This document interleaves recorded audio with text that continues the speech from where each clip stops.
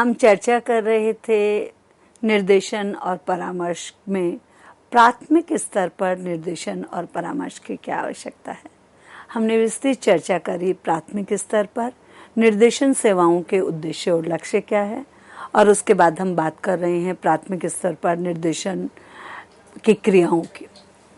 क्रियाओं में हम इससे पूर्व के व्याख्यान में बात कर रहे थे कुसमायोजित और विकलांग बालक बालिकाओं की पहचान और उपचारात्मक विधियों के प्रयोग के। कुसमायोजन और विकलांगता में मूलभूत अंतर है। कुसमायोजित बालक की प्रमुख विशेषताएं हैं अभावग्रस्त होना। जब कोई बालक अभावग्रस्त होता है तो वो थोड़ा सा समायोजित नहीं कर पाता, अपने आप का समायोजन एडजस्टमेंट नहीं कर पाता। नकारात्मक व्यवहार, बालक का नकारात्मक जो व्यवहार होता है वो भी, यानी नेगेटिविटी, बालक को मान लीजिए कोई परेशानी है, वो घर से ही नकारात्मक है, तो ऐसे में वो अपना समायोजन नहीं कर पाता। चिड़चिड़ा होना, कोई भी कारण हो सकता है, आर्थिक कारण हो सकता है, सामाजिक कारण हो सकता है, व्यक्तिगत कारण हो सकता है, पारिवारिक कारण हो सकता है, तो वो चिड़चिड़ा हो जाता है। झगड़े की प्रवृत्ति जन्मजात भी हो सकती है, परिवार से भी हो सकती है, आक्रोशित बालक भी हो सकता है, विद्यालय में आने जाने में आनाकानी करने वाला बालक, कानून विरोधी क्रियाएं करने वाला। कानून विरोधी का मतलब, क्योंकि हम प्राथमिक स्तर की बात कर रहे हैं, कानून विरोधी का मतलब मान लीजिए कि समय है विद्यालय का 8 से 1 बजे, वो बालक कह रहा है नहीं मैं तो 9 बजे आऊँगा क्लास में। मान लीजिए कि छुट्टी 1 बजे हो रही है, वो कह रहा है नहीं जी मुझे तो अभी 12 बजे ही घर जाना है। अध्यापक ने कहा है कि कक्षा के बीच में उठ के नहीं जाना, वो कह रहा है जी मुझे कक्षा में नहीं बैठना। अध्यापक ने कहा है कि आपको उपस्थित बोलनी है, वो कह रहा है जी नहीं मुझे तो अभी खाना खाना है। तो इस तरह से कानून विरोधी क्रियाएं हो सकती है। तनाव में रहने वाला, चिंता करने वाला, संवेगिक मनोविकार वाला, यानी अचानक रोने लगा कोई बालक, अचानक हंसने लगा, अचानक उसको गुस्सा आ गया, कुछ तोड़फोड़ करने लगा, आदि आदि। हीनता की ग्रंथि वाला, किसी में डिप्रेशन हो, हीन हो, उसे लगता हो कि मैं सबसे गया गुजरा हूँ। पढ़ाई में मन नहीं लगना, दूसरों को हानि पहुंचाना। और ऐसे जो बालक हैं कुसमायोजित, उनके लिए परामर्शदाता यानी काउंसलर, मनोचिकित्सक की सेवाएं ली जानी चाहिए। निर्देशन और परामर्श सेवाओं में ऐसे व्यक्तिगत रूप से ऐसे बालक जो कुसमायोजित है, जो एडजस्टमेंट कर ही नहीं पा रहे, अध्यापक भी अपने आप में गाइड है, निर्देशक है, लेकिन वो तब नहीं समायोजित होते, तो इनके लिए परामर्शदाता। कौन सा परामर्शदाता? जिसने विधिवत इसका प्रशिक्षण लिया हो, मनोविश्लेषक हो, मनोचिकित्सक हो, उसकी सेवाएं ली जानी चाहिए। ऐसे बालक बालिकाओं को कुशल प्रशिक्षण शिक्षकों के द्वारा दिया जाना चाहिए और दृश्य श्रव्य सामग्री की सहायता से ऐसे बालकों में अध्ययन के प्रति रुचि उत्पन्न की जानी चाहिए। मान लीजिए कि आप लेक्चर मेथड से पढ़ा रहे हैं, बालक को नहीं आनंद आ रहा, तो आप चित्र दिखा करके, आप किसी चीज को बता करके, अभी देखिए मैं आपको ऐसे समझा देती हूँ। अभी नवरात्रे चल रहे हैं, आज नवमी है। अब नवमी में 9 दिन तक क्या हो रहा है? जगह जगह रामलीला का आयोजन हो रहा है ना, रामलीला का आयोजन। अब उसे यदि वो रामलीला की जो दर्शाया जा रहा है उसे यदि सुनाया जाएगा तो बालक उतना आनंदित नहीं होगा। लेकिन रामलीला में जो भी हमारी पौराणिक और हमारी सांस्कृतिक और हमारी धार्मिक जो भी हमारी परंपरा या बातें हैं, उनको जब पात्रों में ढाल करके उसकी प्रस्तुति की जाती है, तब बड़े बूढ़े और प्राथमिक स्तर पर और बालक बालिकाएं सब आनंदित होते हैं। तो दृश्य श्रव्य सामग्री की सहायता से भी ऐसे जो बालक बालिकाएं हैं उनमें रुचि उत्पन्न की जा सकती है।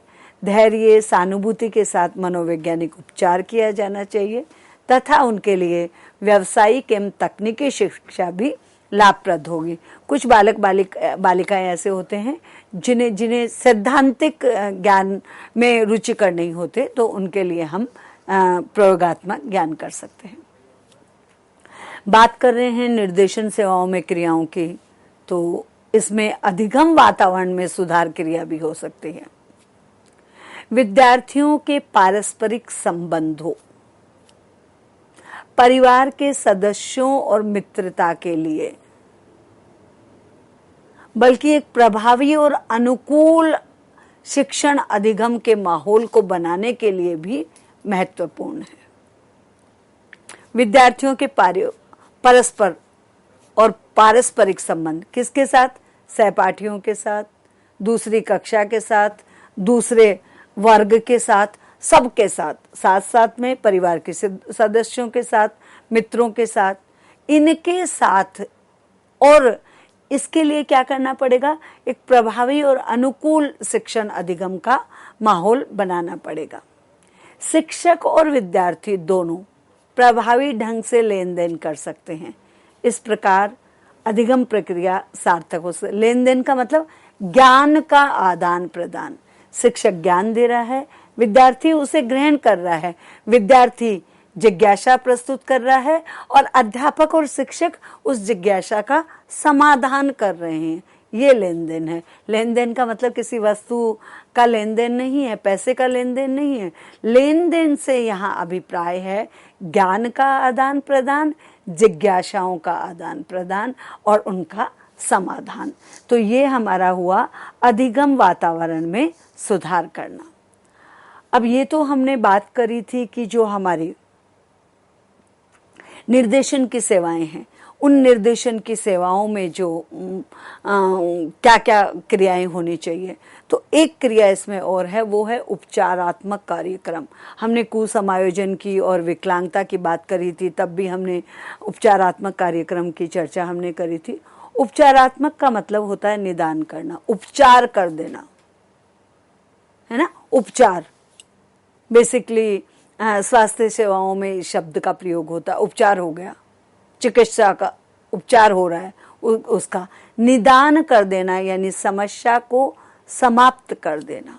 उपचारात्मक का निदान का अर्थ है शिक्षक द्वारा छात्रों और बालक बालिकाओं के अधिगम संबंधी त्रुटियों, कमियों, कठिनाइयों आदि का ज्ञान प्राप्त करके शिक्षक जिस विधि का प्रयोग करके इस ज्ञान को प्राप्त करता है वह निदात्मक शिक्षण है।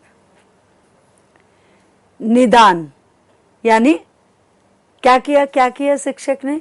छात्रों के अधिगम की समस्या को समझा, उसकी त्रुटियों को समझा, उसकी कमियों को समझा, उसकी कठिनाइयों को समझा और उसका ज्ञान प्राप्त किया और फिर उसको प्राप्त करके जिस विधि का प्रयोग करके उसे ज्ञान दिया वह निदानात्मक शिक्षक है।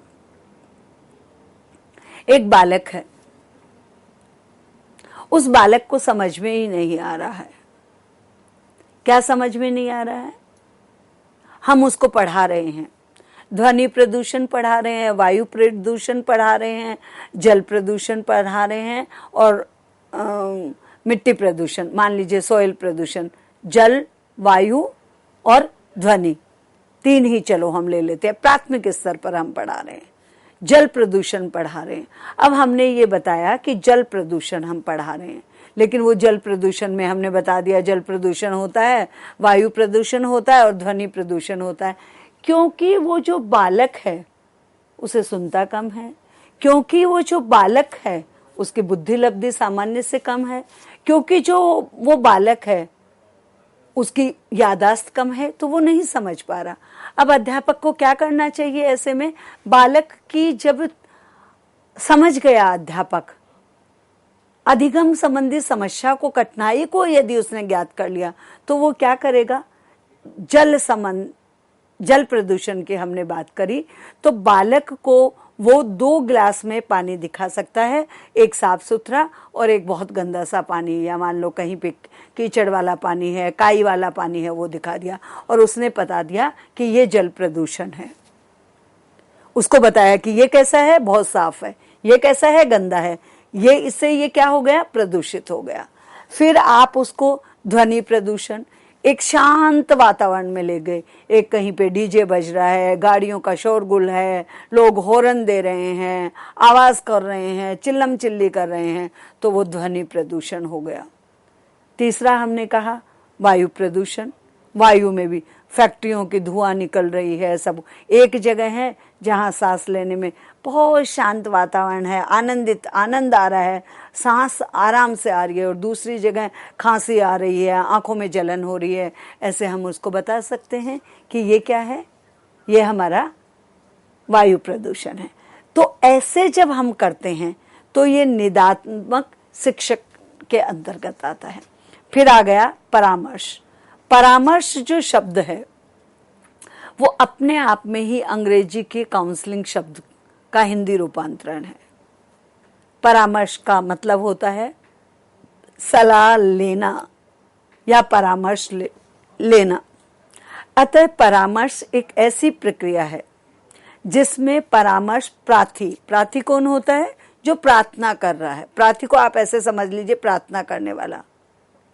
मुझे किसी भी क्षेत्र में यदि परामर्श चाहिए तो मैं जो परामर्श दाता यानी देने वाला, जो परामर्श देने वाला है उससे प्रार्थना कर रही हूँ, रिक्वेस्ट कर रही हूँ, आग्रह कर रही हूँ कि मुझे मेरा आप मार्गदर्शन करें, मेरी आप काउंसलिंग करें। तो वो कौन हो गया, परामर्श यानी काउंसलर परामर्शदाता, और काउंसली परामर्श प्रार्थी। अपने अधिक अनुभव, योग्यता, प्रशिक्षण से वो देता है। और ऐसे में क्या करेंगे कि अधिक अनुभवी, योग्य, प्रशिक्षित व्यक्ति के पास जाकर के हम पूछताछ करते हैं, विचार विमर्श करते हैं, तर्क वितर्क करते हैं, विचारों का विनिमय करते हैं। और इस प्रक्रिया के उपरांत प्रार्थी समस्या समाधान योग्य हो जाता है, उसका अधिकतम विकास होता है और वो अपना निर्णय स्वयं ले सकता है। देखिए, जब परामर्श की बात करते हैं तो मैं यहाँ बिल्कुल भी नहीं चाहती कि आप भी इसको केवल व्याख्यान के रूप में समझे, इसको आप व्यवहारिक रूप में भी समझने की कोशिश करिए।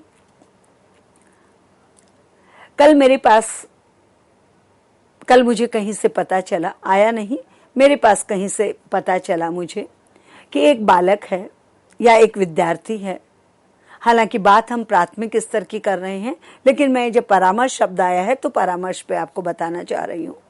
एक विद्यार्थी है जो अपने कक्षा में नहीं बैठता, अपनी कक्षा में नहीं पढ़ता, इधर उधर घूमता रहता है। और ये तो मुझे मेरे पास कहीं से सूचना आई कि वो विद्यार्थी अपनी विंग में भी नहीं होता, अपनी कक्षा में भी नहीं होता, घूमता रहता है। और अगर मतलब सोबर बच्चा है, लड़ाई झगड़ा नहीं करता, लेकिन बैठता नहीं है। मैंने कोशिश करी जानने की, लेकिन नाम भी नहीं पता था। अचानक वो मैं राउंड पे गई तो वो मुझे मिल गया और मैंने उसको कहा कि बेटा आपसे कुछ बात करनी है। वो बहुत प्यार से मेरे आग्रह पे मेरे कक्ष में आ गया और मैंने उससे कहा, सीधे मैंने उससे प्रश्न किया, सीधे, क्योंकि वो किशोर अवस्था का विद्यार्थी था। सीधे मैंने उससे प्रश्न किया कि क्या प्रॉब्लम है, तुम्हारी जो गर्लफ्रेंड है उससे तुम्हारा झगड़ा हो गया? उसने कहा नहीं मैडम, मेरी कोई गर्लफ्रेंड ही नहीं है। मैंने कहा मैं तो माँ हूं, माँ को तो कोई भी बता सकता है, और माँ को नहीं बताओगे तो आप किसको बताओगे? एक दो बार कहने के बाद में उसने गर्दन हिलाया।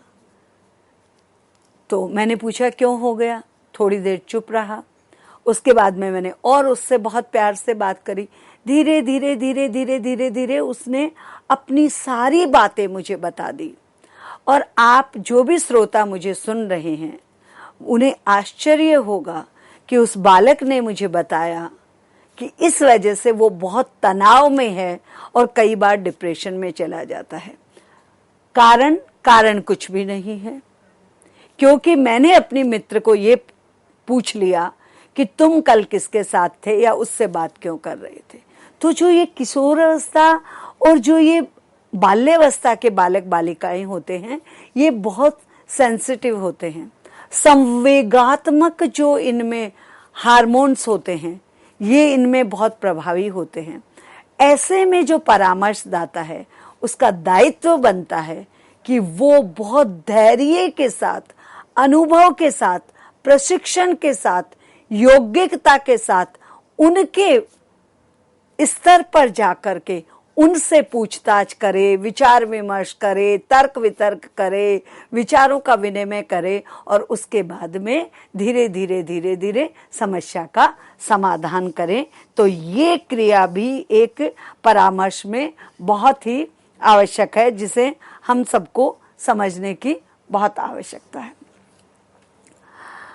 मैंने आपको परामर्श जो हमारा है परामर्श एवं निर्देशन सेवाएं हैं, उन परामर्श एवं निर्देशन सेवाओं में क्रियाएं कौन कौन सी होती है उस पर बात करी, जिसमें मैंने दत्त सामग्री एकत्रित करना आपको बताया, विद्यार्थियों के लिए अभिमुखी कार्यक्रम करने चाहिए, अभिभावकों के लिए भी अभिमुखी कार्यक्रम करने चाहिए, संचित रिकॉर्ड तैयार करना चाहिए, प्रतिभाशाली विद्यार्थियों की पहचान करनी चाहिए, कुसमायोजित और विकलांग बालक बालिकाओं की पहचान करके उनके लिए उपचारात्मक विधियों का प्रयोग करना चाहिए और साथ ही साथ अधिगम वातावरण में सुधार लाना चाहिए, उपचारात्मक कार्यक्रमों का आयोजन हो और सबसे बड़ी जो निर्देशन और परामर्श सेवाओं में प्राथमिक स्तर हो, चाहे माध्यमिक स्तर हो, उच्च माध्यमिक हो और उच्चतर माध्यमिक हो, वहां पर परामर्श जो है वो अपने आप में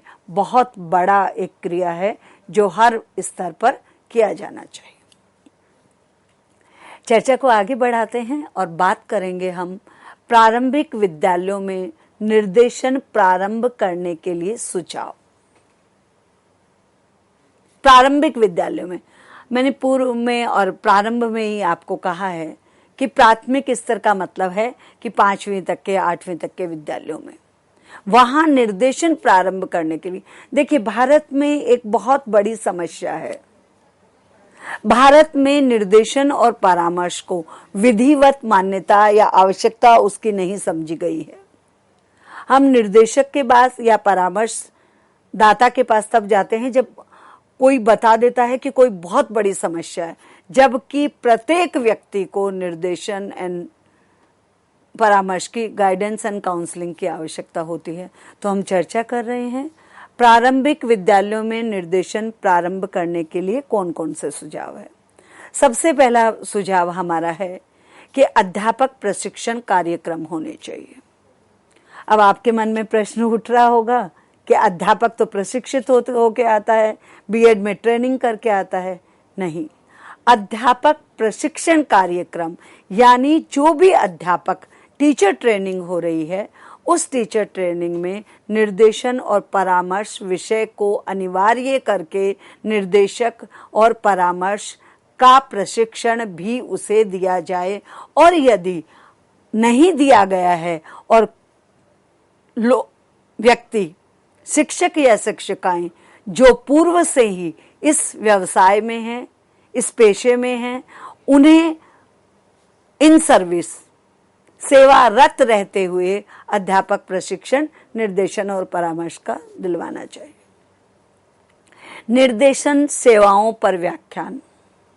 निर्देशन सेवाएं क्यों जरूरी है, क्यों दी जानी चाहिए, कैसे दी जानी चाहिए, क्या है, किस स्तर पर क्या आवश्यकता है, इन सब पर भी समय समय पर विद्यालयों में, विश्वविद्यालयों में, महाविद्यालयों में और समाज के विभिन्न वर्गों के लिए संस्थाओं में हर जगह निर्देशन सेवाओं पर व्याख्यान दिए जाने चाहिए। ये बहुत ही आवश्यक है, ऐसा हमारा सुझाव है। प्रशिक्षण संस्थानों में निर्देशन सेवाएं।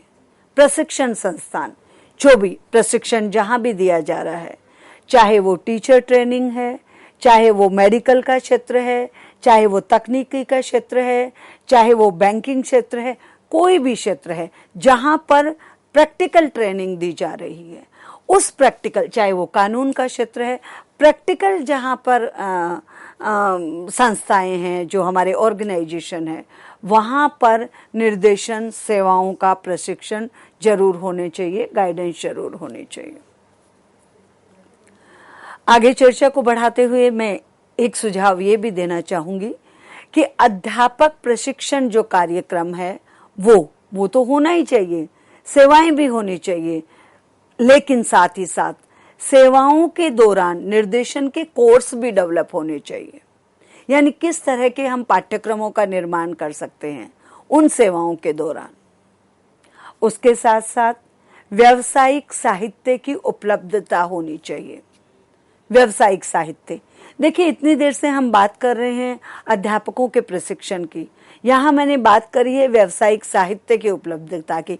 व्यावसायिक साहित्य का मतलब है कि परामर्शदाता जो है वो व्यवसाय है, काउंसलिंग करना एक व्यवसाय है, मनोचिकित्सक एक व्यवसाय है, तो व्यावसायिक साहित्य की उपलब्धता भी होनी चाहिए। ऐसे नहीं कि केवल हम काउंसलिंग के पास जाएंगे तभी हमारी समस्या का समाधान होगा। उसके लिए हमारे पास साहित्य यानी पाठ्य सामग्री, लिटरेचर भी होना चाहिए। कोर्सों के चयन में सहन, कोर्सों के चयन में भी सहायता होनी चाहिए। ये हमारे कुछ सुझाव है, और सुझाव के बाद में हम बात करेंगे प्राथमिक स्तर पर निर्देशन सेवाओं में आधारभूत सिद्धांतों की। कौन कौन से आधारभूत सिद्धांत हैं?